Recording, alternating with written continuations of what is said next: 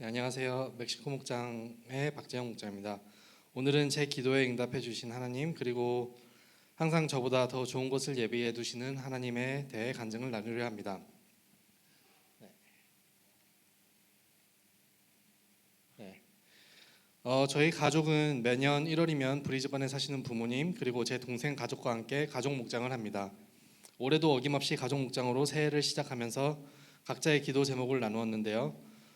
그때 제가 올려드린 기도 제목 중 하나가 바로 제 커리어의 다음 단계로 도약하는 것, 구체적으로는 CFO 기회가 열리는 것이었습니다. 잠시 제 배경을 소개해드리자면, 저는 초등학교 4학년 때 호주로 이민을 와서 타운스빌이라는 작은 시골 마을에서 초등학교부터 대학교까지 13년을 보냈습니다. 제임스 쿡 유니버시티에서 회계 경영학을 전공했는데, 당시 경영학과 학생들의 궁극적인 목표는 두 가지였습니다. 회계법인에서 파트너가 되거나 아니면 일반 기업에서 CFO 즉 재무팀의 최고 책임자가 되는 것이었습니다.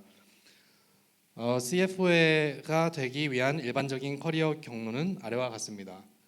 네, 사실 더 밑에 더 있는데 이게 잘려가지고. 네? 한 번 더? 예. 그래서 이 자리는 단순히 실력만으로는 부족하고 많은 경험과 인맥까지 갖춰야 올라갈 수 있는 자리입니다. 작년 8월쯤이었습니다. 한 회사로부터 Vice President Finance 포지션으로 스카우트 제의를 받았습니다. CFO보다 한 단계 아래 직급이지만 1, 2년 내에 CFO로 승진할 가능성이 있는 기회였기에 면접에 응하기로 했습니다. 면접 과정이 만만치 않았습니다. 총 6단계에 걸쳐 7명을 만나야 됐고, 3시간짜리 심리 검사와 사업성 분석 프레젠테이션까지 포함해 약 3개월이 걸렸습니다. 그 모든 과정을 다 통과하고 마지막 면접까지 마쳤는데 돌아온 답변은 뜻밖이었습니다. 제시하신 연봉을 맞춰드리기가 어렵습니다. 수고하셨습니다. 솔직히 처음부터 연봉 조건이 안 된다고 하지 3개월이나 걸린 과정을 다 끝내고 나서야 말하는 게 이해되지 않아 허탈하기도 했습니다. 기도하면서 찾아온 기회라 하나님의 응답이라 생각했는데 결국 안 되니 하나님의 뜻이 무엇인지 잘 이해가 되지 않았습니다. 하지만 현실에 다시 집중해야 했기에 빨리 털어내고 일상으로 돌아왔습니다. 다시 집중을 했습니다. 그리고 약 6개월이라는 시간이 지났습니다. 올해 2월 초 그 회사 회장에게서 이메일 한 통이 왔습니다. 그 내용은 회사에 변화가 생겨 Vice President Finance 포지션을 없애고 이제는 CFO를 직접 채용하려 한다는 것이었습니다. 6개월 전 긴 면접 과정을 통해 이미 저에 대해 많이 알고 있으니 관심이 있으면 말만 하면 된다는 제안이었습니다. 게다가 지난번에 연봉 조건이 맞지 않았던 것을 기억하고 있었는지 이번에는 구체적인 연봉 패키지까지 미리 준비해서 연봉 협상도 필요 없는 상태로 제안을 해왔습니다. 그 순간 6개월 전 긴 과정을 거쳤음에도 결국 안 되게 하셨던 하나님의 뜻을 알게 되었습니다. 비로소 이해하게 되었습니다. 그 6개월은 그 회사 입장에서는 CFO의 부재를 절감하는 시간이었고, 저에게는 내 계획대로가 아닌 더 좋은 것을 예비하시는 하나님을 경험하는 시간이었습니다. 현재는 그 회사가 진행 중인 기밀 인수 합병 거래로 인해서 CFO 계약이 약 10주 정도 지연된 상황입니다. 그러나 이 기다림이 이제 전혀 불안하거나 조급하지 않습니다. 하나님은 언제나 제가 기도하는 것 이상의 것을 하나님의 때에 하나님 방식으로 이루어 주셨다는 것을 수없이 경험해 왔기 때문입니다. 저는 26살 때 삶이 좀 공허해서 모든 것을 내려놓고 한국에 건너가 백수로 지낸 시기가 있었습니다. 불과 10여 년 전 일입니다. 10여 년 전에 한국에 회사 그만두고 한국에 가서 놀고 먹고 마시고 한 2년 동안 그렇게 백수로 지낸 적이 있었습니다. 그 시절 누군가가 저에게 이렇게 말해줬다면 어땠을까요?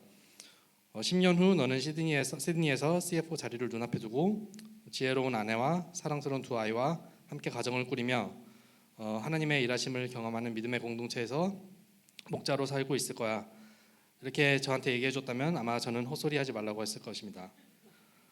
이 모든 것이 부족한 저를 항상 가장 좋은 것으로 채워주시는 하나님의 은혜입니다. 마지막 잠언 3장 5장 6절 말씀을 나누며 간증을 마치겠습니다. 너의 마음을 다하여 주님을 의뢰하고 너의 명철을 의지하지 말아라. 내가 하는 모든 일에서 주님을 인정하여라. 그러면 주님께서 내가 가는 길을 곧게 하실 것이다. 네, 감사합니다. 하늘 복 많이 받으세요.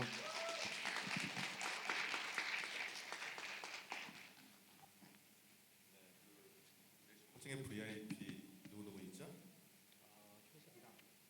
효섭이랑 가정. 자, 이 시간 이제 함께 우리 기도하기를 원하는데요. 여러분 간증 들어보니까 어떠세요? 하나님이 일하고 계신 느껴지시죠? 네, 이 간증 듣고 화나신 분들 계시죠? 네, 오늘 메시지에서 답을 드리겠습니다. 와, 하나님 이렇게 멋지게 일하시는구나. 우리 지금 사실 힘든 시간 보냈잖아요. 그래서 그 시간이 오늘 간증에서 하나님이 일하심을 정말 기다리는 시간이었다. 자, 이제 목사 앞으로 이제 할 일은 우리 효소병제 가정의 예수님 만나 또 함께 신앙생활하고 또 효소병제 또 VIP가 예수님을 또 영접하고 또 그런 역사를 소망하는 함께 이 시간 축복 기도하겠습니다. 우리 축복 기도하신 다시 나와서 함께 이 시간 기도할 때 주님 우리 지원 목장이 이제 새로운 회사에서 시험으로 사역할 때 복을 더하시고 지혜 주셔서 또 하나님의 살아계심을 간증하는 귀한 은혜가 있도록 도와주시옵소서. 또 멕시코 목장님 진정하게 세워주게 도와주시고 우리 지금 목장님 주신 지혜한 은혜를 가지고 이 호주 땅을 변화시켜 나갈 수 있는 축복의 달로 통성을 할 수 있는 기도하겠습니다. 살아계신 아버지 하나님 정말 감사합니다. 하나님의 은혜와 사랑으로 함께 보게 하시면 감사합니다. 오늘 우리 지금 목장님 통하여서 지적으로 건강하게 하시면 감사합니다. 하나님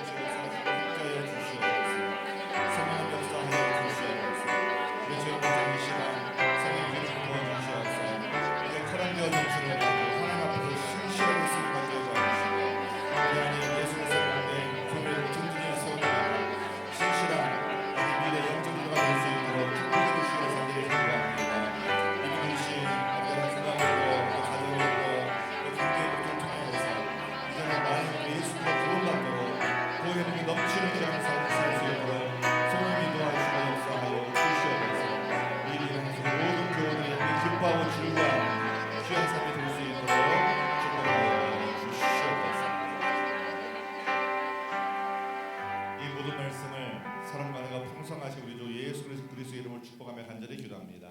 아멘. 이 시간에는 올레이 블레싱 하겠습니다. 오늘은 이소망 어린이 자기 소개하겠습니다.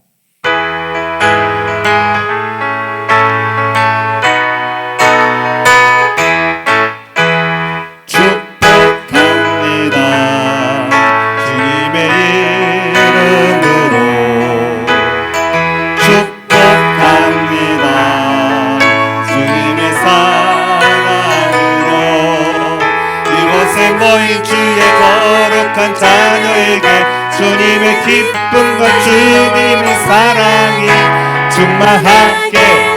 충만하게 넘치기를 축복합니다. God bless you. God bless you. 축복합니다.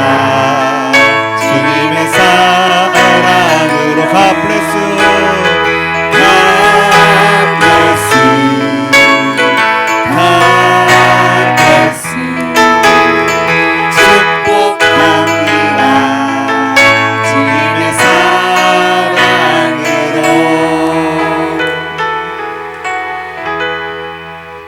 안녕하세요. 제 이름은 이소망입니다.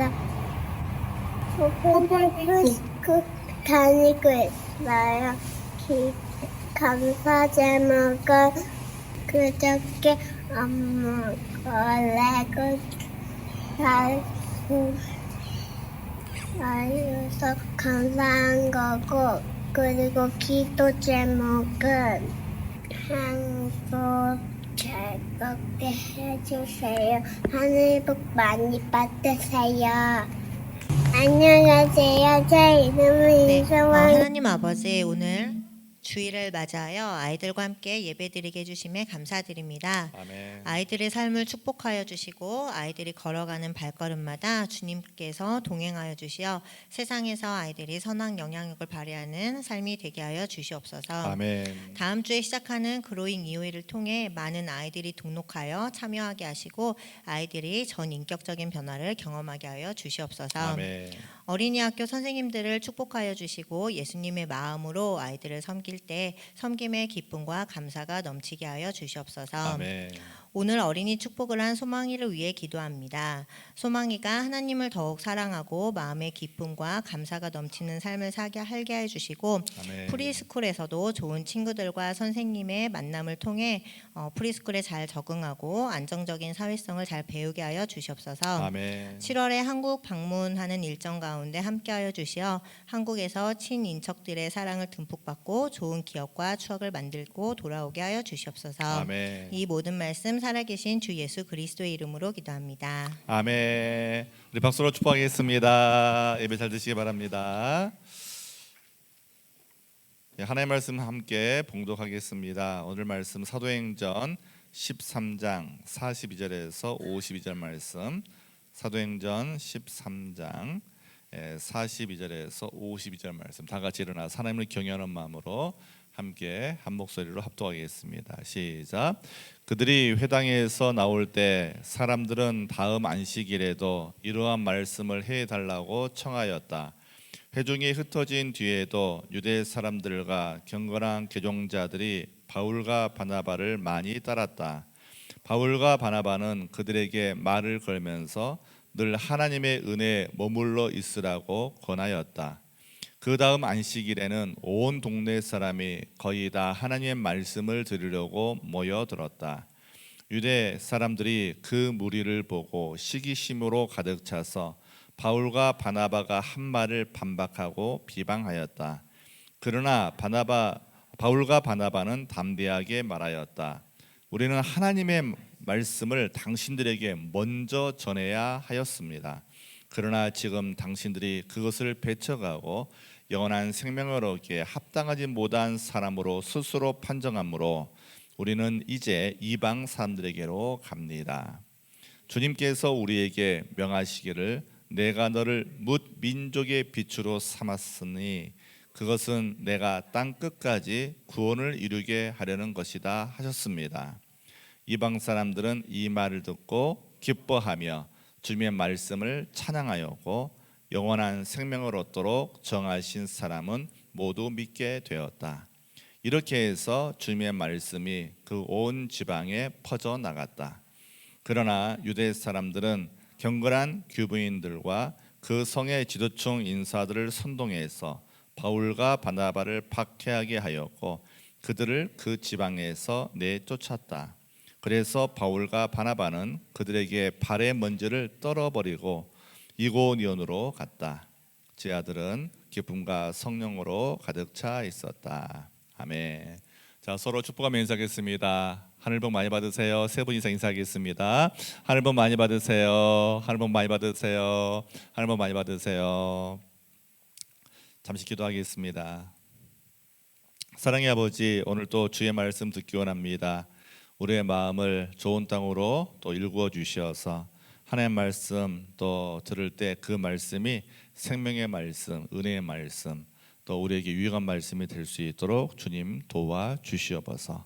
또 이 말씀이 우리의 한 주간의 삶에 귀한 영의 양식이 될 수 있도록 도와 주시옵소서. 말씀을 전한 자 듣는 자 모두에게 성령님이 함께하여 주시옵소서. 감사하고 사랑 많으신 우리 주 예수 그리스도 이름으로 감사하며 간절히 기도드립니다. 아멘.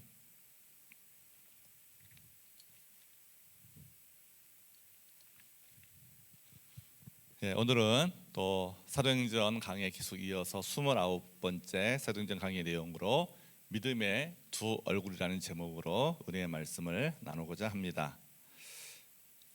여러분 영화 캐릭터 중에 헐크를 아시죠? 예, 헐크라는 영화가 과거에 한때 유행했었는데, 자 평소에는 지적이고 온화했던 브루스 배너 박사인데요. 이 사람이 이제 어느 날 이렇게 분노가 치밀어 오르거나 자기의 분노를 통제할 수 없는 상황이 되면 거대한 괴물 헐크로 순간 변해버립니다. 자, 이 헐크의 비극이 무엇일까요? 헐크의 비극이 뭐냐면 자기 몸을 자기가 통제할 수 없다는 것입니다. 자기 안에 통제할 수 없는 다른 자아가 존재한다는 것이죠. 자, 우리 그리스도인들에게도요 이런 두 가지 얼굴이 있습니다. 우리가 주일 예배 드리고 또 하나님을 찬양하고 이렇게 또 어제처럼 우리가 또 목요연수하면서 섬길 때에는요 모두가 다 천사 같아요. 하지만 어느 날 기분 나쁜 일이 생겨서 자존심이 상하거나 또 예상치 못한 또 상처를 받게 되면 내 안에 통제할 수 없는 그런 영적 괴물이 툭 튀어올라와가지고 그냥 화를 내고 분노하고 오히려 다른 사람에게까지 안 좋은 영향을 미치는 사례가 생깁니다. 자, 오늘 본문에 보면 유대인들이 바로 그랬습니다.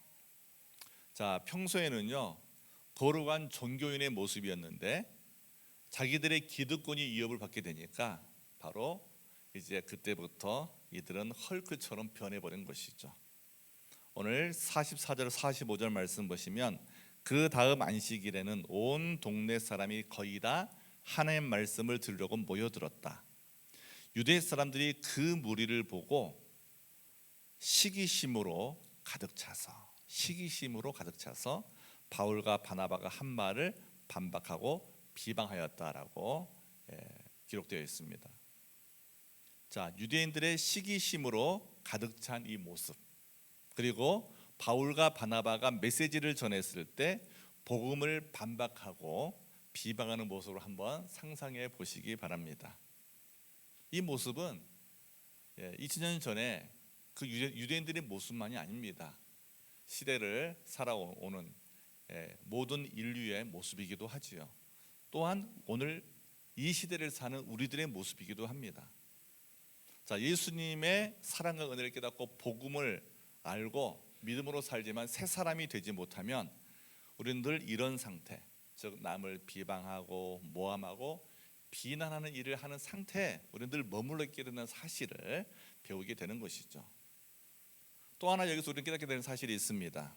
그것은 시기심과 비방의 말은 우리의 믿음이 자라지 못하게 하는 역할을 한다는 것이죠. 자, 유대인들은 이제 바울과 바나바 때문에 그들이 몰랐던 하나님의 계획을 알게 됐어요. 예수 그리스도를 통해서 우리를 구원하신다는 계획을 알게 됐습니다. 자, 만약 그들이 이 복음을 듣고 이방인들처럼 복음을 수용했다면 어떤 일이 생겼을까요? 그 자리에서 아마 마가의 다락방에 임하신 성령님이 또 강력하게 임재하시고 수많은 유대인들이 하나님의 자녀가 되어서 그들이 바울과 바나바의 동역자가 되고 또 이제 전도 여행을 할 때 같이 따라 나서기도 하면서 아마 바울과 바나바가 굉장히 큰 도전과 힘을 얻게 되었을 것 같습니다. 그러나 이런 일은 결코 일어나지 않았습니다. 왜요? 이 유대인들의 마음에 시기심과 비방이 가득했기 때문이죠.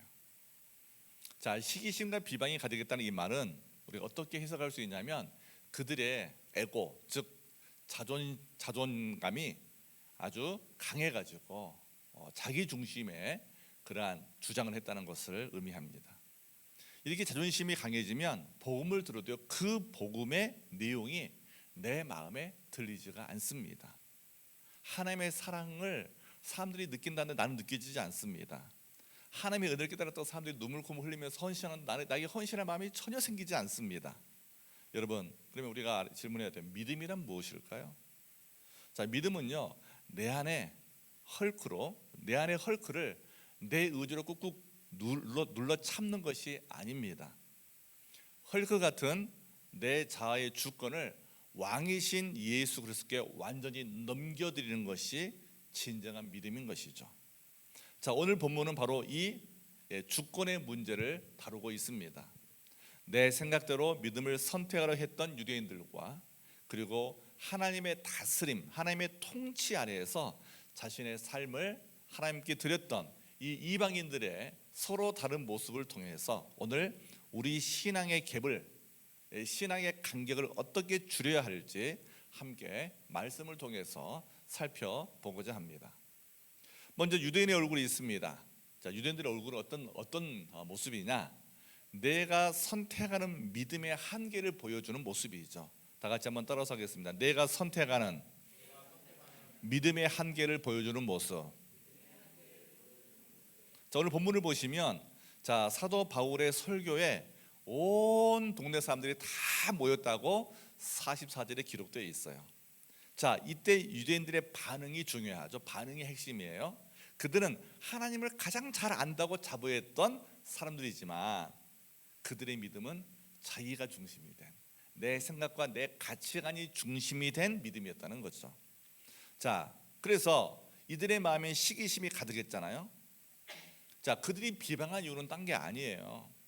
시기심에 장악당한 종교심 때문에, 종교심, 믿음이 아닙니다. 이 종교심 때문에 복음 전하는 바울과 바나바를 비방했다는 것이죠. 자, 45절 말씀 다시 보시면 유대 사람들이 그 무리를 보고 시기심으로 가득 찼어. 시기심이 그냥 생긴 게 아니야. 어떤 상황이 있는데 자기에게 늘 와서 질문하던 사람들이 이제 낯선 방문자였던 바울과 바나바에게 가버린 거예요. 자신이 늘 인정받고 있다가 인정받는 이 상황이 지금 사라져버린 거예요. 자, 이때 사람들은 바울의 말을 반박하면서 비방했다고 말합니다. 다시 말씀드리지만 이 시기심이 가득하고 이렇게 바울과 바나바가 전한 복음을 비방했던 이유가 뭐냐? 이 유대인 입장에서 유대인들의 생각, 유대인들의 전통, 유대인들의 자기들이 가지고 있던 기득권에 맞지 않았기 때문입니다. 다시 말씀드리면 유대인들은요, 하나님이 선택한 백성들이었어요. 그들은 모세의 율법을 따라 살면 구원받는다고 믿는 사람들이었습니다. 다시 말해서 하나님의 말씀을 알았고 말씀을 암송했고 말씀대로 삶을 살았던 사람이었어요. 그들이 복음을 거부한다는 것은 사실 불가능한 일이었습니다. 그런데 그들이 사도 바울과 바나바가 전한 이 복음을 그들이 수용하지 않고 거부하죠. 이게 지금 중요한 사건이에요. 왜 그들이 그 하나님 말씀을 알고 있음에도 불구하고 그 말씀을 거부했을까? 다른 거 아니에요. 여러분, 시기심이에요. 시기심. 그 작은 시기심, 그 시기심이 원인이었습니다. 그럼 여러분, 시기심이 왜 생겼을까요? 그건 바로 45절 답이 있잖아요. 유대 사람들이 그 무리를 보고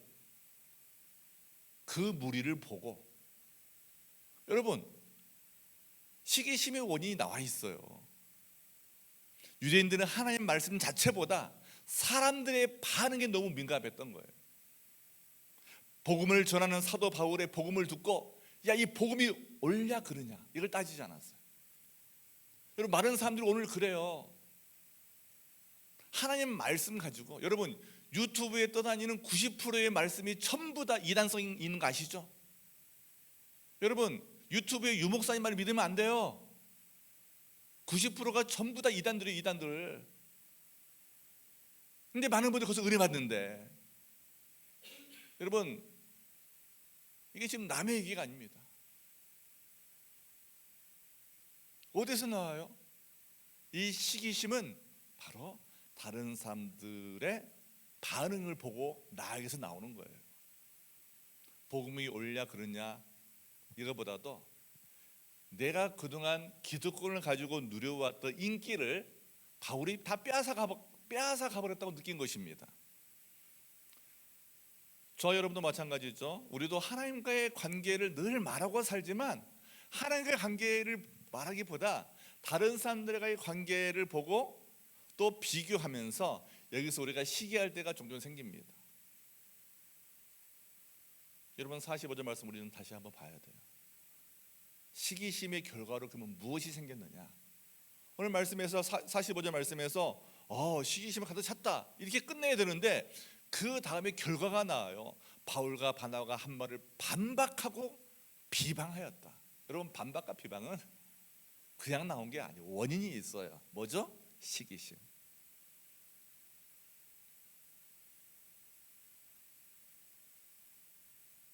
시기심은요, 우리 마음속에만 이렇게 존재하지 않습니다. 비방과 반박으로 이어져 결국 비방과 반박의 결국 결론은 뭐죠? 유대인들이 복음을 거부하게 한 거예요. 생명의 복음을 믿지 못하게 한 것입니다. 여러분, 이게 문제예요. 싸우고 미워해도 복음을 수용한다면 문제가 없어요. 그렇죠? 근데 복음을 거절해 버려요. 시기심에 눈이 멀면 내 앞에 들어온 이 복의 기회도 걷어차게 됩니다. 저는 오늘 재영 목사님의 간증을 이렇게 미리 저한테 보냈더라고요. 간증문을 쭉 보는데, 야, 하나님 정말 놀랍다. 정말 놀라우신 분이다. 저는 목회자로서, 목사로서 작년에 재영 목사님이 기도 부탁했을 때 빨리 되기를 저도 바랬어요. 빨리 되면 좋겠다. 지금 막 론도 많은데 빨리 돼가지고 막 이랬거든요. 그런데 하나님은 거의 반년 이상 딜레이를 시켰잖아요. 근데 저는 또 마음속 한쪽에서는 시험 들어서 교회를 떠나면 어떡하나? 이런 생각, 솔직히 저는 기도하다가 생겼어요. 그래가지고 교회 와서 눈치 봤어요. 재현 목사 왔나 안 왔나? 진짜 그랬어요, 목사니까. 그런데 계속 와서 사역하더라고. 보니까 우리 옆에 소지사님이 있었네. 기도해주고 같이 목장하면서 으쌰으쌰하는. 중요한 건 지금 이겁니다. 그런데 보세요. 여기서 또 한 가지 문제를 지금 발견할 수 있어요. 간증했어요. 우리 소지사의 마음이 어떨까? 어떻겠어요? 자, 1번 기쁘다, 2번 시기한다. 뭐겠어요? 여러분이 알아요? 소지사 기뻐하죠? 예, 기뻐한대요. 예. 여러분, 제가 좀 이제 오늘 좀 이 말씀 준비하면서요, 저도 굉장히 고민이 많았어요. 누가 잘 될 때 내 안에 솔직히 있잖아요. 우리 가정교회 목사님 중에요, 자기 집을 사신 분들이 한 몇 분 계세요. 뭐 해가지고? 청소해서. 근데 저는 처음에는 별로 개념이 없었어요. 그냥 잘 되나 보다. 근데 이제 요즘에 물가가 올랐잖아요. 그렇죠? 집값이 그냥 옛날 2004년, 2005년 이때는요, 뭐 20만 불, 30만 불짜리 지금은 다 1밀리언 다 넘어가잖아요. 그러니까 슬슬 배가 아픈 거예요. 뭐야, 나도 그때 청소해서 집에 하나 사놓을 걸. 그래서 우리 연수가 힘들 때 내가 연수가 받쳐버리면 우리 교회들 고생 나는 거 좋을 텐데 내가 그때 미쳤지. 그때 내가 우리 장인들 어르신한테 그냥 15만 원 빌려가지고 그 여기 로주에 방 3개짜리가 15만 불이었어 그때 집이. 여러분 모르죠? 그거 살았으면 지금 우리 교회 연수관 2개 하고 남겠다. 별 생각이 다 드는 거예요, 솔직히 말하면. 우리 목자도 힘드는데 내가 이걸 자본으로 해가지고 우리 목자 목녀 다 빌려줘가 집사게 만들어주면 얼마나 좋겠다. 기도하다가 별 생각 다 나요. 근데 제가 하나도 못했잖아요. 근데 믿음만 좋아가지고 믿습니다 이러면서. 여러분, 그런데 하나님은요, 뭘 깨닫게 하셨냐면, 야 강목사, 너 그렇게 돈 있으면 너 지금 가족교회 하겠냐? 가족교회 할까요? 뭐 안 할까요? 네, 저를 아시는 분이 좀 계시네. 저는 합니다. 근데요, 많은 분들이 그러지 못하는 사실을 제가 많이 들었어요. 오늘 저와 여러분이 당하는 고통과 아픔, 염려, 근심은 어쩌면 하나님이 저를 살리고 계시는 근거가 될 수 있어요. 우리에게 여유가 있고 풍성함이 있다? 오늘 예배전에 안 나오죠. 하나님 예배 안 하죠. 다 내 생각으로는. 오늘 유대인의 모습은 바로 내 모습이에요. 맞아, 내 생각이 이런데, 내 생각은 이런데 왜 저거 안 되는 거야? 여러분, 이거 우리가 내려놔야 되는 것이죠. 유대인의 태도에서 그들은 사도 바울이 전한 십자가의 복음, 부활의 복음을 그들은 거절해버렸고, 그들은 영생을 얻을 기회조차 잃어버렸습니다. 그 부분은 뒤에서 나누고요. 먼저 유대인의 태도에서 보여주는 시기심은 어떤 문제가 생기느냐, 어떤 문제를 우리에게 가져오는, 첫 번째는요, 이 시기심은 우리의 영적인 안테나를 고정하게 만듭니다. 영적인 안테나가 우리 다 있어요. 여러분, 직관 있죠? 느낌이 있죠? 하나님 은혜 줄 것 같다, 막 또 기도 응답 될 것 같은 그 느낌이 있잖아요. 어느 날은 좀 불안하잖아요. 이런 영적인 안테나가 고장납니다. 시기심은요 그걸 고장냅니다. 유대인들은 바울의 설교를 통해 영생을 얻을 기회를 가졌지만 이 시기심 때문에 말씀을 판단하고 바울과 바나바를 비난하는 데 에너지를 다 써버렸어요. 그러니까요 복음의 그 알맹이를 들을 에너지가 없는 거예요. 우리는 어떻습니까? 내 옆에 있는 목자 목녀들의 기도 응답을 축하하고 와 하나님 하셨구나 할렐루야 이렇게 말하기보다는 아이고 잘났어 우리 이러면서 비방하고 하나님 내 기도를 왜 안 들어주세요? 왜 아무개 목자 기도는 들어주세요? 여러분 우리 그런 마음 가질 수 있지 않을까요? 그것 때문에 우리는 뭘 놓쳐요? 오늘 내가 성도들 VIP를 향한 마음을 놓아버리고 오늘 내가 기도될 기도 시간을 놓아버리고 내가 오늘 말씀을 듣고 하나님의 사랑을 경험할 그 영생의 복음을 놓아버릴 수 있습니다. 두 번째로 시기심은 우리가 영적으로 성장하고 성숙하는 이 속도를 멈추게 합니다. 믿음의 성장은요 나보다 앞서가는 신앙의 선배의 모습을 보고 배우는 겁니다. 어제도 유대인 목사님 모셨잖아요. 이분이 미국에서만 50년을 사셨대요. 지금 68세인데요 미국에서만 50년을 살았어요. 그리고 가정교회 목회는 16년 하셨어. 저한테 그러시더라고.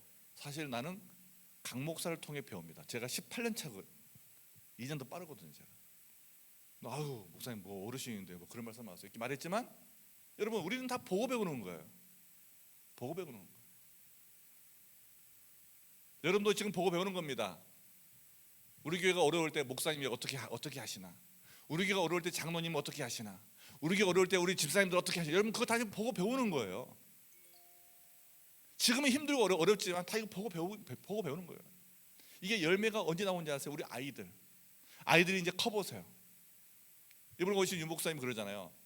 본인은 지금 교회도 크지 않고 뭐 그동안 세웠던 목자들 많이 교회 나가버리고 뭐 은퇴하는데 후임자도 없었어. 근데 청기 목사님 이메일 보내가지고 저기 밴쿠버에서 캐나다 밴쿠버에서 목회하시는 그 가족끼리 열심히 하는 개척한 목사님이 계셔서 그 목사님을 소개해가지고 후임으로 정하고 지금 오신 거예요 이번에. 본인은 후임을 정할 여유도 없었대요. 근데 하나님은 밴쿠버에서 목회하시는 그 젊은 목사님을 최영기 목사님 통해서 알게 하셔가지고 소개해가지고 지난 2월 8일 날 은퇴 예배 드리고 이제 파송 선교사로 파송받고 시드니 오신 거예요.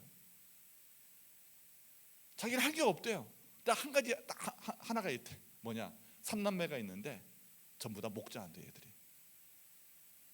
그 어려운 16년의 목회 생활 속에서 하나님께서 함께 하시를 보고 큰아들이 직장생활 하다가 목사로 헌신해가지고 지금 EM 사역 그렇게 목사로 해가지고 아버지보다 더 큰 목회를 해. 둘째 딸은 지금 41살이래. 결혼도 못했는데 그 청년들 교회에 오는 청년들 계속 밥하면서 싱글 목자하고 있대. 싱글 초혼지기 하면서. 셋째는 이제 곧 또 결혼하는데 걔도 젊은이들 데려다가 밥 먹이면서 목자하고 있대요. 여러분 우리가 시기심이 있잖아요. 그러면 내 시기심의 노예가 되면은요 우리 아이들이 보고 엄마 아빠도 뻔해 똑같네 이러면 얘들은 목자 안 합니다. 그런데 우리가 힘들어도 하나님 의지하고 믿음을 버티잖아요. 지금은 열매가 없어요. 그런데 시간이 지나잖아요. 열매가 반드시 나옵니다. 믿습니까? 우리 이거 보고 버티는 거예요. 자, 시기심은 내가 보고 배워야 될 그 사람을 끌어내리게 만들어요. 아유 목사가 왜 그래? 아유 집사가 왜 그래? 아니 목자 뭐냐 왜 그래? 이러면 이게 다 시기심이에요. 시기심. 그 안에 들어가면 다 시기심이에요. 특별히 다른 성도들의 은사를 무시하고 재능을 무시하고 그분들이 섬기는 그 모습 속에서 밥도 맛있네. 아이고 아이들 잘 섬기네. 아이고 이 더운 날씨에도 이렇게 땀을 쉬고 고생하시네요. 이런 말 해야 되는데 그러지 않고 아유 저분은 뭐 집도 있고 여유가 있어서 섬기시는 것이지. 저 사람은 뭐 자비 좋으니까 섬기는. 이런 식으로 우리가 하나님의 일을 방해한 일을 하게 되는 것입니다. 모든 성도가 은사와 축복을 질투의 대상이 아닌 축복의 통로로 보게 하려면 우리는 시기심을 내려놓아야 돼요. 그러면 해결책이 무엇일까요? 그것은 십자가에서 내 자존심을 죽이는 것이죠. 내 에고를 죽여야 되는 것입니다. 시기심을 없애달라고 기도하기보다 내 자아가 예수님과 함께 죽었음을 당당히 여러분 선포하시기 바랍니다.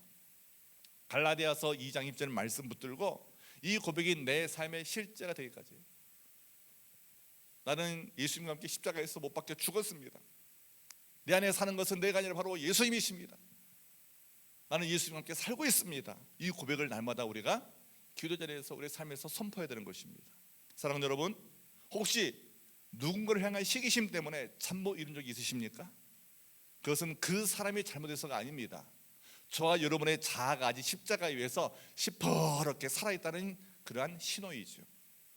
하나님은 저와 여러분에게 단단한 음식과 같은 큰 은혜를 우리에게 입혀주고 싶어 하시지만 시기심이라는 이 작은 어린아이의 옷을 벗지 않으면 우리는 그 축복의 은혜의 옷을 입을 수가 없습니다.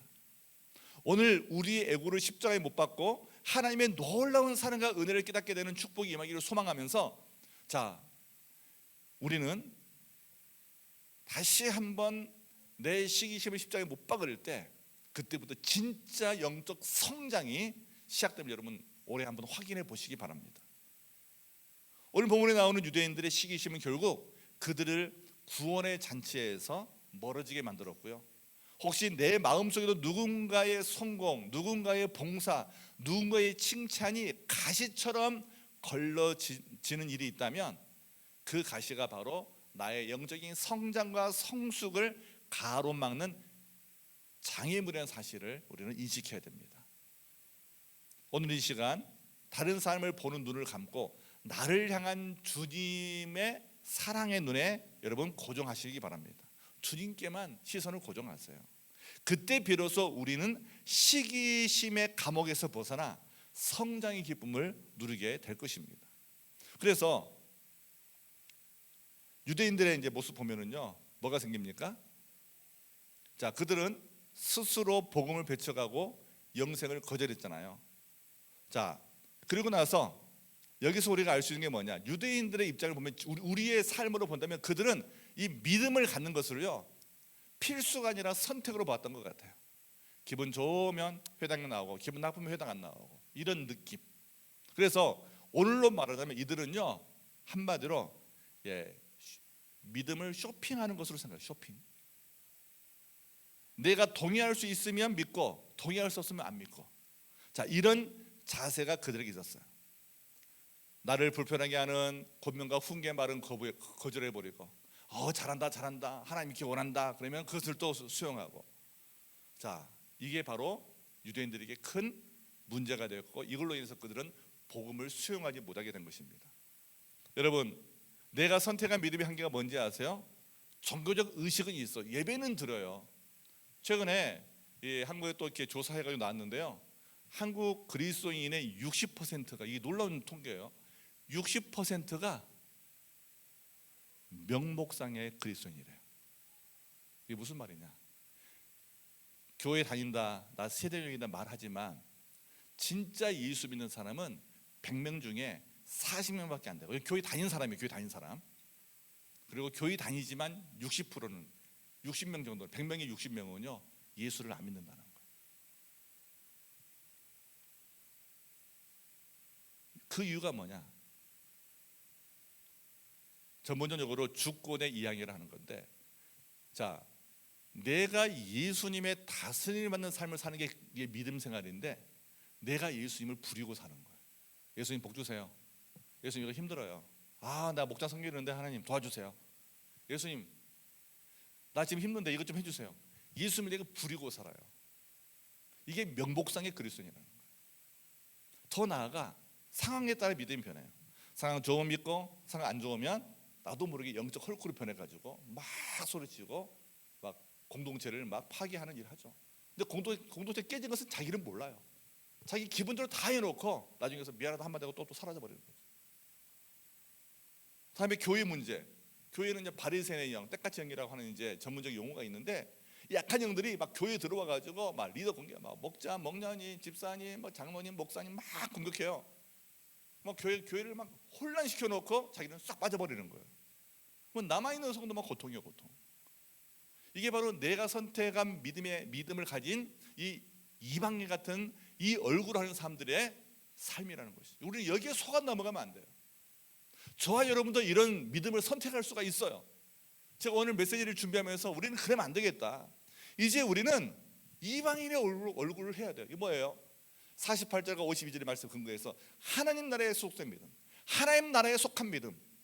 어제 유대 목사님의 그 간증과 메시지를 통해서 보면 그리스도의 몸된 교회에 속한, 예수님의 몸된 교회가 뭔지를 알고 그 몸된 교회를 알면 신앙생활이 신다고 재밌다고 그랬잖아요. 자, 이것을 고백하는 모습이 바로 이방인의 모습이었어요. 특별히 우리 이제 이번 주부터 이제 제가 암송 구절을 정했어요. 암송 구절. 설교할 때 여러 구절 주면은 다 좋은데 뭔지 모르니까 48절 말씀, 이방 사람들은 이 말을 듣고 기뻐하며 주님의 말씀을 찬양하였고 영원한 생명을 얻도록 정하신 사람은 모두 믿게 되었다. 그런데 이제 개역 개정판을 보면은 영생을 주시기로 작정된 자는 다 믿더라 이렇게 돼 있어요. 그래서 옛날에 한국에서 태신자 운동 해가지고 4월 달에 VIP 5명씩 10명씩 작정하고 이제 추수감사주일에 그 VIP를 초대하는 운동이 한동안 일어난 적이 있었죠. 뭐 총동원 전도주일 이런 게 다 여기서 나왔습니다. 이 본문에서 나왔어요. 중요한 건 뭐냐? 예수님을 내가 믿는다면 이제 우리는 어떻게 살아야 돼요?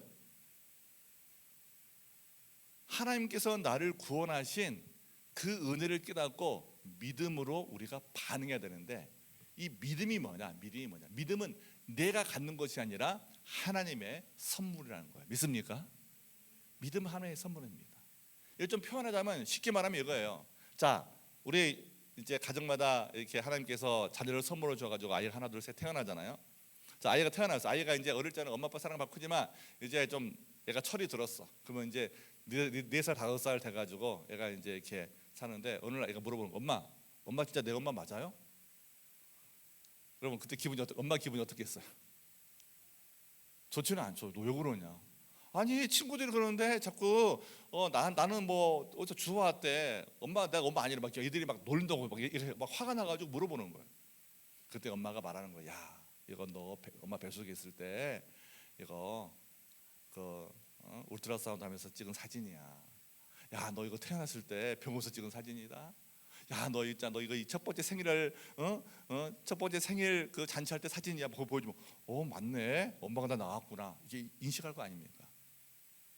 자, 여러분 처음에는요 우리가 예수 믿을 때는요 뭐가 필요한지 아세요? 나 한번 믿어봐야지 이게 필요해요.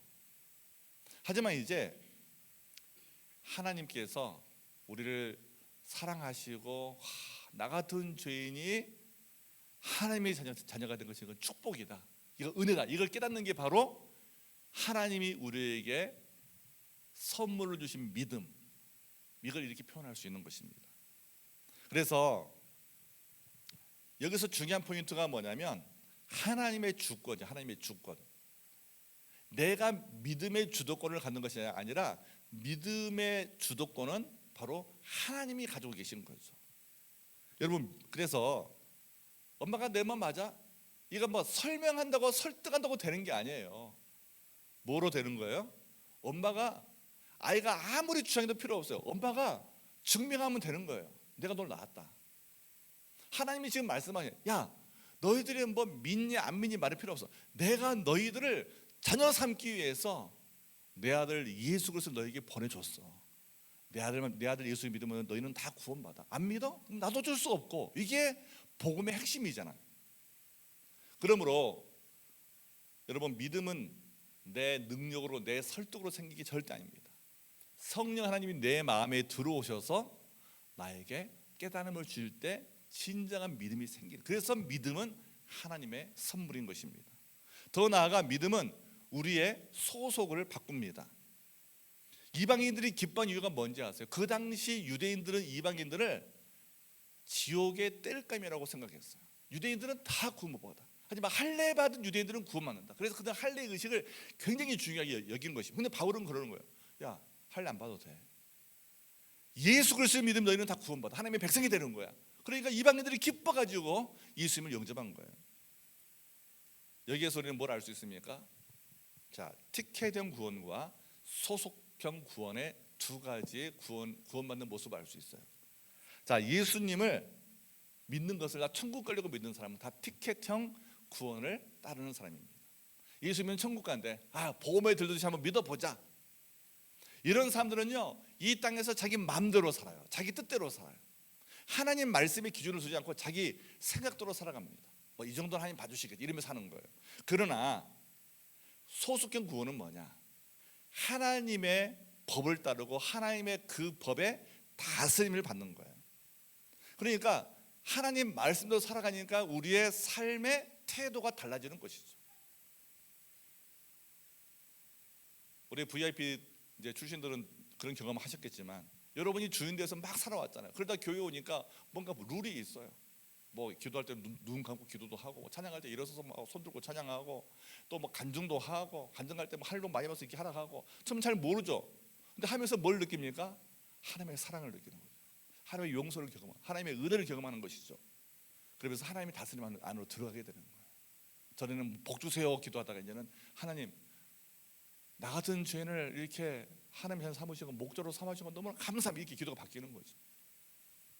오늘 우리가 이제 믿음을 가진다면 우리는요, 이 믿음의 공동체 안에 소속되어 있다는 사실에 대한 자부심을 가져야 돼요.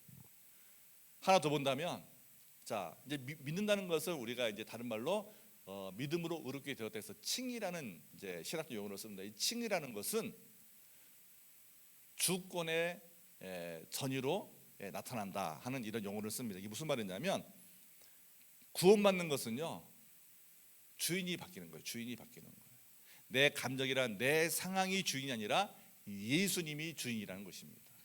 그래서 주님의 다스림을 조금씩 받고 살다 보면 내 안에 뭐가 생기냐면은 예수님의 흔적이 생겨요. 예수님께서 섬기시고, 예수님이 순종하시고, 예수님이 오래 참으시고 하는 그런 모습이 내 삶에서 드러날 때 이게 진짜 그리스도인이 되는 거예요. 마지막 세 번째로, 그러면 우리가 이제 유대인의 얼굴에서 이방인의 얼굴을 바뀌려면 어떻게 살아야 되느냐? 자, 이제는 우리가 상처를 사명으로 바꿔야 되는 것이죠.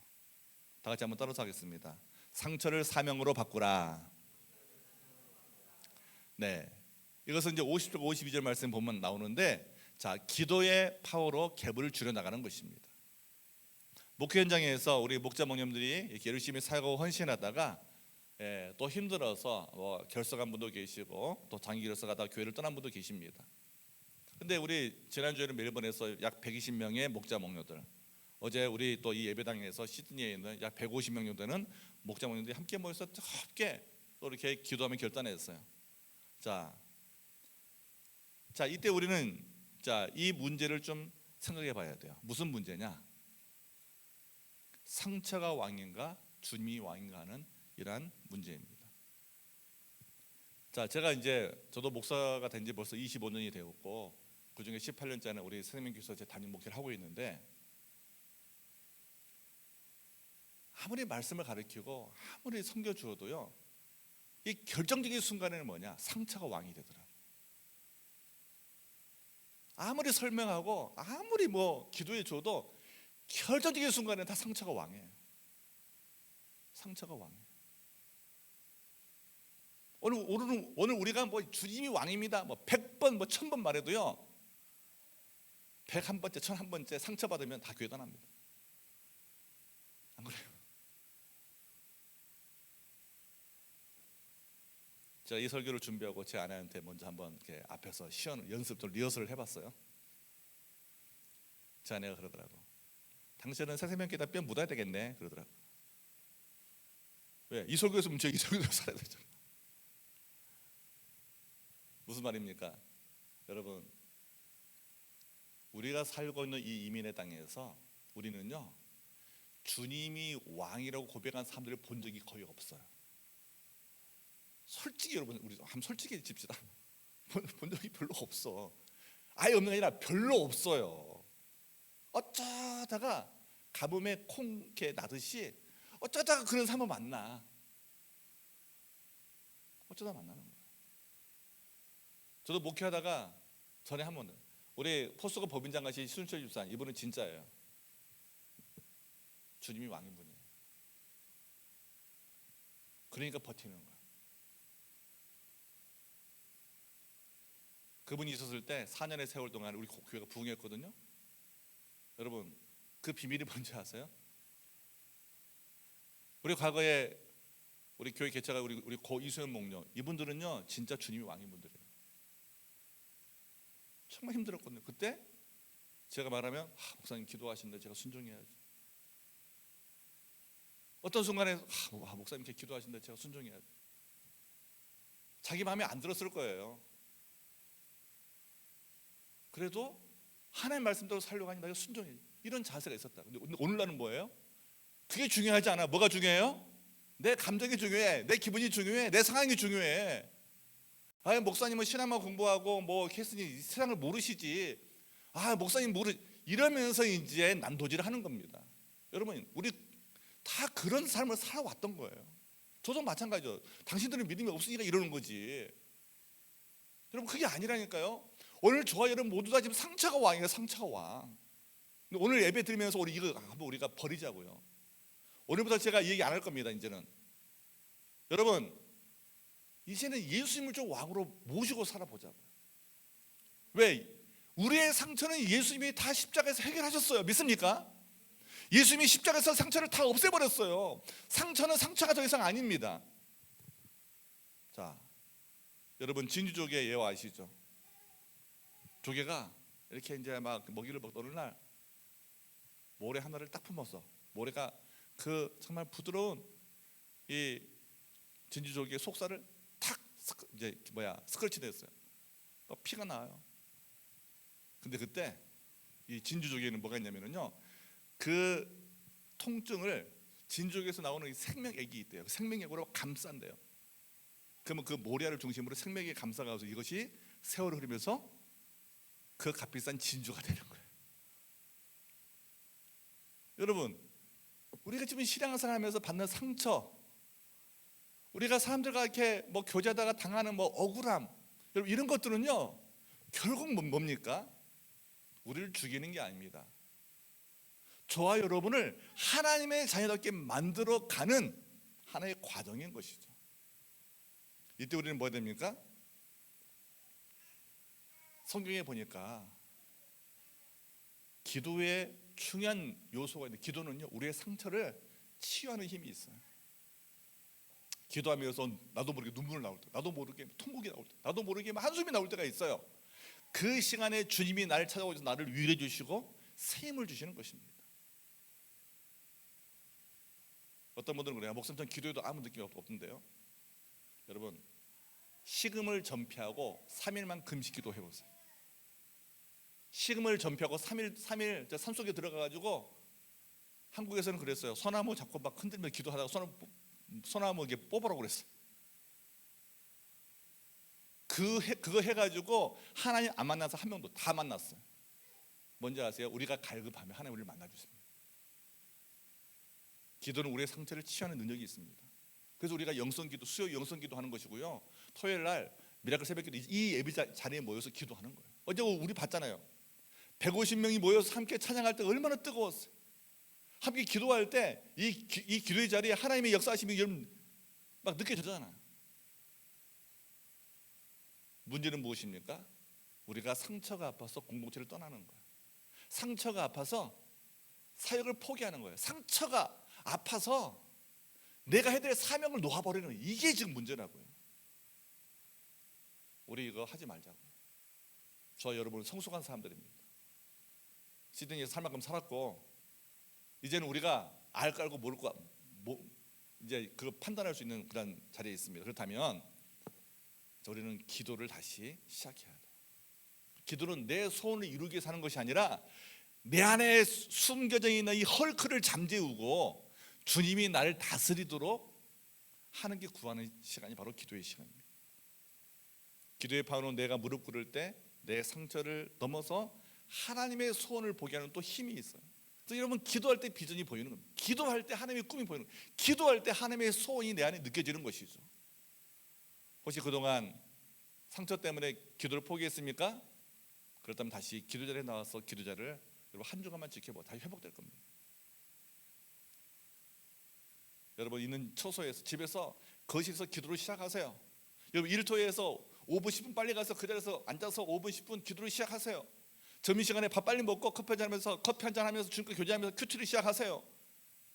여러분 그럴 때 우리는요 하나님의 소원을 보고, 하나님의 소원. 우리가 왜 가정교회를 하고 왜 우리가 퓨처처치를 합니까? 하나님의 소원이 거기 있으니까. 하나님이 원하시는 거죠. 이 시대에 하나님이 저와 여러분을 통해서 세축 내기도에 기초한 가정교회를 하라고 하나님이 그렇게 소원하시고 우리가 하는 거 아닙니까? 결국 기도는 하나님의 소원을 보게 하는 능력을 우리에게 줍니다. 말씀을 정리합니다. 그러면 우리가 할 일이 뭐겠어요? 우리가 믿음의 두 얼굴이 있다고 했어요. 유대인의 얼굴, 이방인의 얼굴. 유대의 얼굴은 결국 복음을 듣지 못하고 구원받지 못하고, 그들은 구원받다고 말해. 그들 자신은 나는 구원받았어, 나는 율법을 알아, 나는 신앙생활 열심히 해. 하지만 그들에게는 뭐가 없어요? 복음이 없어요. 생명이 없어요. 이방인들 예배도 드린 적이 없어요. 이방인들 하나님 아는 것도 없어요. 근데 복음을 수용했어요. 그들은 기쁨이 생겼어요.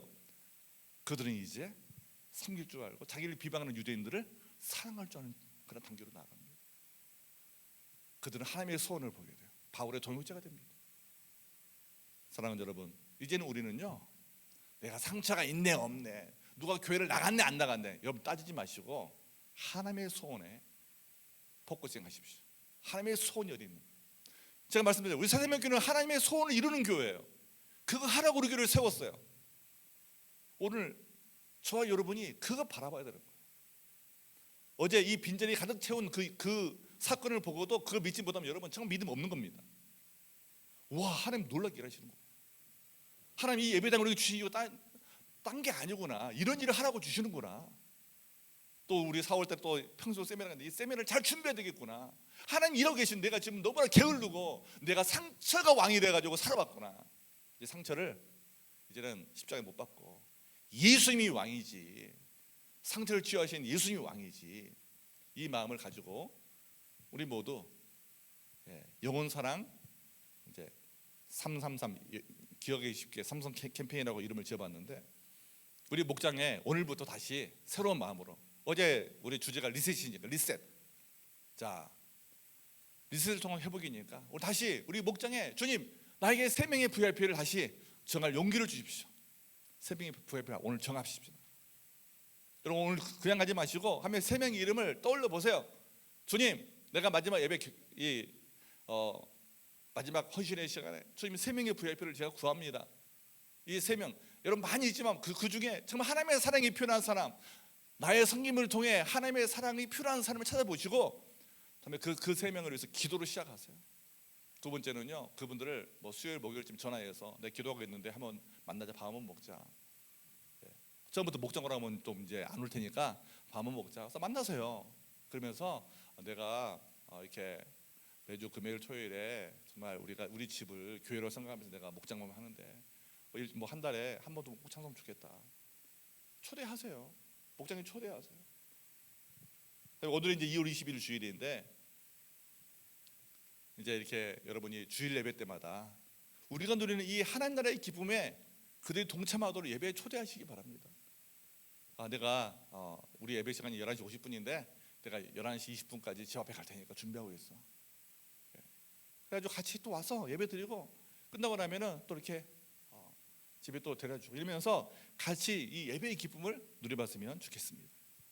자, 3명의 VIP를 기도로 섬기고 가족의 세축을 형성해서 또 인격의 변화와 성장 성숙을 경험하고 3월에 VIP들 목장과 예배자를 초대하는 하나님의 기쁨이 된다. 이게 제 말씀을 준비한 기도 속에서 흘러나온 고백이에요. 그래서 333이에요. 333. 자, 거기다가 이제 실용적으로 여러분에게 적용해서 앞에 있는 말씀을 드린 겁니다. 자, 오늘 말씀을 정리하면서 우리 하나님의 손 응답할 때 이 세 가지 중에 여러분 하나만 붙들고 기도했으면 좋겠어요. 자, 첫 번째 결단은 뭐냐? 내 안에 헐크가 있다면 이 헐크가 아니라 정말 주님이 내 인생을 다스리시고 나의 주인 되도록, 예수님이 나의 주인이 되시기를 소망합니다. 이런 결단 기도하시든지, 아니면 두 번째는 뭐냐면 내가 받은 상처가 있어, 내 상처가 지금 왕이에요. 집에서든지 일터에서든지 이 호주 삶에서, 또 가정적으로, 또 친구 관계 속에서, 뭐 일터에서 이제는 상처를 내가 이제 왕으로 삼지 않겠습니다. 예, 이제는 이 상처가 오히려 하나님 나라의 이 진주가 되고 보석이 되어서 내가 하나님 앞에 쓰임 받는 그러한 삶을 살겠습니다. 이렇게 결단하고 결심하는 기도를 하시든지, 마지막에 세 명의 영혼 구원 위해서 이들을 또 목장으로 초대. 우리가 정말 어제 우리가 배운 거 기억나시죠? 목장은 교회다. 목장은 가정 교회다. 예수님이 꿈꾸신 교회다. 우리가 목장 모임은 목장 모임 하니까 그냥 밥만 먹고 노는 거 생각, 그게 아니다. 목장은 교회다. 자, 이 개념을 우리가 가질 때 우리 인생 완전히 달라지는 것입니다. 이걸 가질 때 우리의 삶에 정말 이 긴 겨울이 지나면 진달래가 피고 개나리가 피듯이 새싹이 나듯이 우리 인생의 새로운 인생으로 우리가 변화되어 가는 것이죠. 여러분 부담 갖지 마세요. 하나님의 소원에 응답하십시오. 기도하겠습니다. 말씀도 그냥 가면 다 잃어버리니까 아까 제가 마지막에 결단기도 세 가지 말씀한 것 중에 하나님이 나에게 하신 말씀이라면 그거 하나 붙들고 잠시 묵상으로 기도하겠습니다.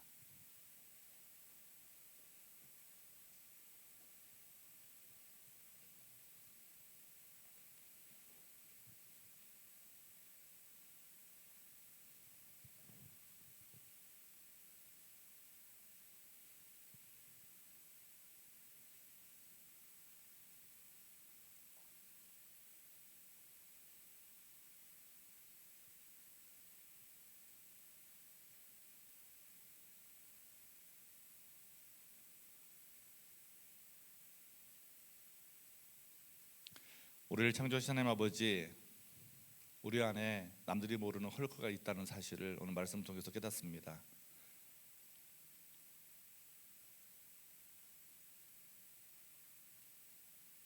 내 안에 헐크가 아니라 주님이 내 인생을 다스리고 통치하는 삶을 살기로 결심합니다.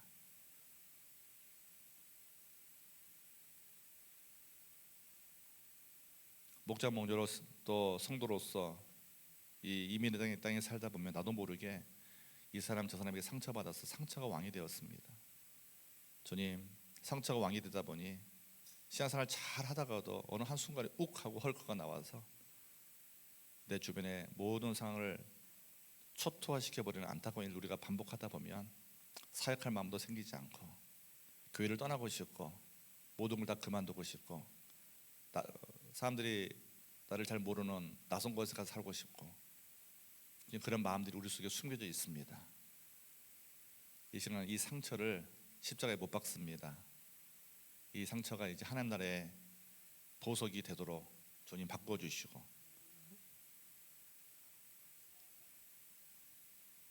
진주조개가 모래알 하나를 통해서 상처를 입어 그 모래알을 감싸서 결국은 값비싼 진주를 만들어낸 것처럼 우리가 받은 상처가 사명이 되어 하나님 나라를 세워나가는 보석이 될 수 있도록 주님, 내 상처를 내려놓기로 결심하오니 이 시간 이 상처가 하나님 나라의 보석이 되도록 바꾸어 주시옵소서. 더 나아가 우리가 이제 리셋된 마음으로 우리 목장을 세워나가기 원합니다. 목장을 떠난 사람, 잠수탄 사람, 먹튀한 사람 원망하지 않고 그동안 최선을 다해 섬겼으니 하나님은 또 새 일을 행하실 줄 믿습니다. 작정된 세 명의 영혼이 목장 모임에 참석하고 예수님을 영접하고 하나님의 자녀가 되어 주님께 돌아오도록 역사하여 주시옵소서. 어제 유대 목사님의 그 메시지 속에 나온 북미 지역의 한 목녀의 간증처럼 10년을 섬겼는데 예수 안 믿고 도망친 그 VIP, 나중에 결국 상황이 어려우니 다른 곳에서 예수 믿기로 결심하고 그렇게 힘들었을 때 10년 동안 나를 사랑해 준 그 목녀의 섬김을 기억하며 한 통의 편지를 보냈다는 그 간증을 들었던 것처럼 우리의 섬김을 받고 떠나는 사람들, 그들 원망하지 않게 하시고 그들이 언젠가는 우리의 섬김을 기억하고 그때 우리 목자 목로님이 새생명교회 목사님과 장로님과 집사님들이 그렇게 나를 사랑해 줬는데 그걸 내가 철이 없어 모르고 내가 떠났구나.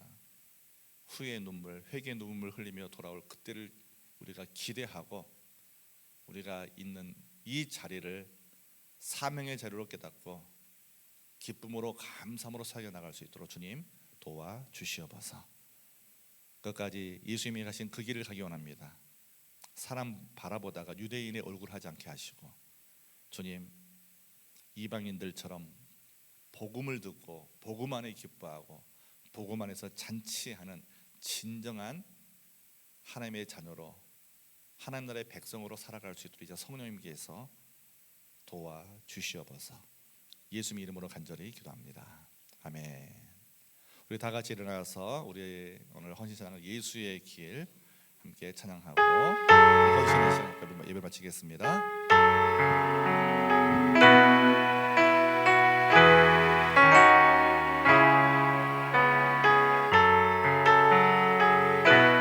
안개 속에서 주님을 보내 안개 속에서 주님을 보내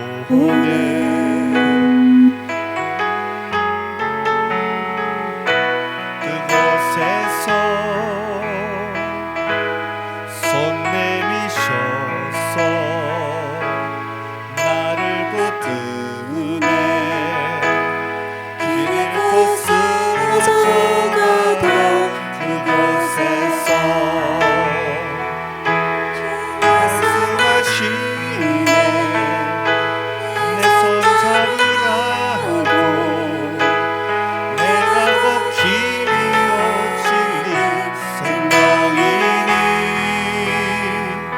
나 그 길을 보내 주 예비하시고 다른 길로 돌아서지 않으니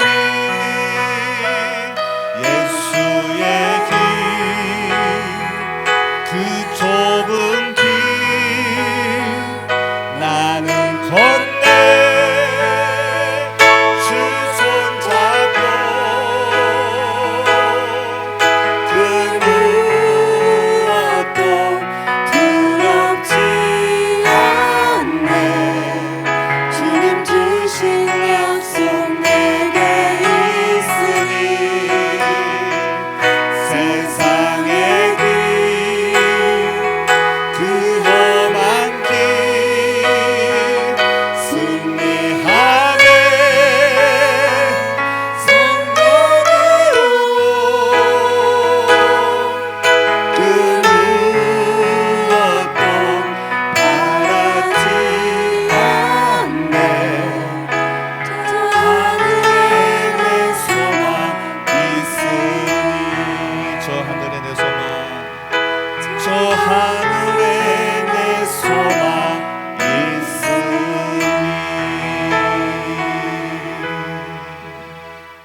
오늘은 마지막에 좀 다르게 마치고 싶습니다. 3, 3, 5 모여서 우리 서로 좀 축복하는 기도를 하고 마무리했으면 좋겠습니다.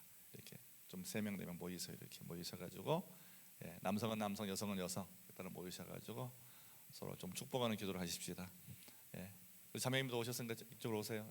같이 모여서 함께 3명 4명 모여가지고 남성 3명, 4명 같이 모이세요. 모여가지고 둥그렇게 가능하면 둥그렇게 모이세요. 복도로 나와가지고 복도로 나와서 둥그렇게 모여서 축복기도 하시기 바랍니다.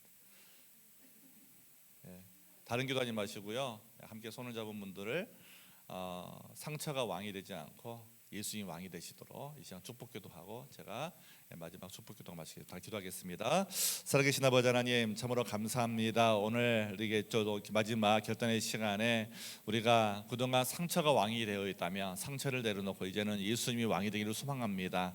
우리 마음 안에 말하지 않아도 생긴 상처가 있습니다. 좀 이 상처 때문에 우리는 답답해하고 말도 하지 못하고 눈물 흘리고 살아갑니다. 주님 이 시간 오늘 말씀 앞에서 내 안에 헐크가 아니라 주님이 내 인생을 다스리고 통치하기를 소망합니다. 이미 받은 상처를 하나님 나라의 보석으로 주님 바꿔주시기를 간절히 기도합니다. 아버지 하나님, 그래서 우리가 이 신앙생활의 기쁨을 누리면서 하나님의 사랑을 모르는 VIP분들, 그들을 하나님 앞으로 인도하기를 소망합니다. 우리처럼 같이 신앙생활을 잘하기 원합니다. 성령님 도와 주시옵소서. 오늘 예배 참석하신 귀한 하늘나라 보석 같은 귀한 한 분 한 분 하나님 앞에서 이제는 예수님이 왕이 되게 도와주시고 예수님의 다스림 받고 행복한 삶을 살 수 있도록 지금 축복해 주시기 원합니다. 이제 우리가 나를 위해 살지 않겠습니다. 예수님께서 자기를 낮추어 십자가에 죽기까지 우리를 위해 사랑하시고 희생하고 헌신한 것처럼 이제 오늘부터 우리 생명 공동체가 다시 힘차게 도약하게 도와주시고 하나님 나라의 꿈을 향하여 전진해 나갈 수 있도록 주님 도와 주시옵소서. 혹시 상처가 있는 분들이 있습니까? 십자가의 보혈로 그 상처를 치유하여 주시옵소서. 우리 예수님께서 십자가에서 우리의 모든 죄짐을 담당하시고 우리의 모든 고통과 수치와 아픔과 우리의 모든 상처를 담당해 주셨사오니 더 이상 상처의 노예가 되지 않게 하시고 상처를 치유하시고 회복하시는 하나님의 놀라운 역사를 우리 모두 경험해 나갈 수 있도록 주님 역사하여 주시옵소서. 사랑의 아버지 하나님, 오늘 말씀을 통해서 우리 안에 두 얼굴이 있다는 사실을 깨달았습니다.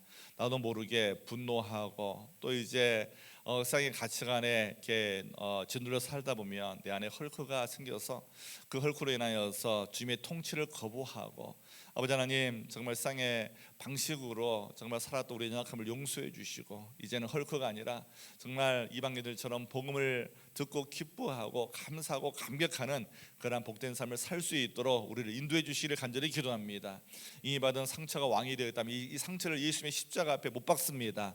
상처를 이미 아버지 하나님 이기신 예수님 앞에 우리가 나아갑니다. 주님, 이제는 예수님이 우리를 다스려 주시옵소서.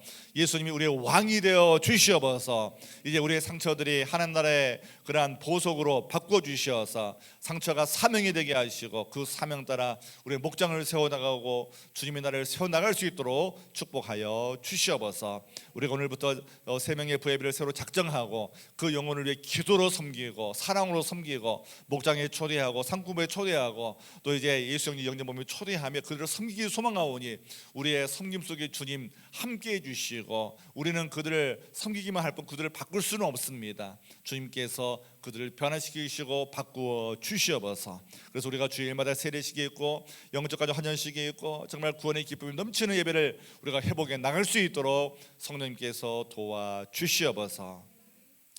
이제 평안한 마음으로 세상에 돌아가십시오. 선한 일에 용기를 가지시며 악을 악으로 갚지 마십시오. 항상 연약한 자를 도우시며 병든 자를 찾아보시며 곤란당하는 이웃을 위로하십시오. 모든 사람을 존경하시며 주님께 봉사하고 주님을 사랑하십시오. 모든 일을 믿음과 사랑으로 행하시며 어떤 일에도 소망을 포기하지 마십시오. 그리고 거룩하신 성령께 순종하여 기쁨과 감사의 생활을 해 나가십시오. 우리 하나님 아버지는 여러분을 항상 도와주실 것입니다. 아멘. 이제는 우리 주 예수 그리스도의 은혜와 아버지 하나님의 그 크신 사랑하심과 성령 하나님의 인도하심과 위로하심과 교통하심이 상처가 왕이 아니라 이제는 예수님이 나의 왕이심을 고백하며 예수님의 다스림을 받고 이제는 상처가 사명이 되어 하나님 나라의 보석으로 살기로 결심하는 주의 아들 머리머리 위에 우리 생명 공동체 위에 우리가 섬기는 선교지와 세계 열방 가운데 이제로부터 영원까지 항상 함께 있을지어다. 아멘.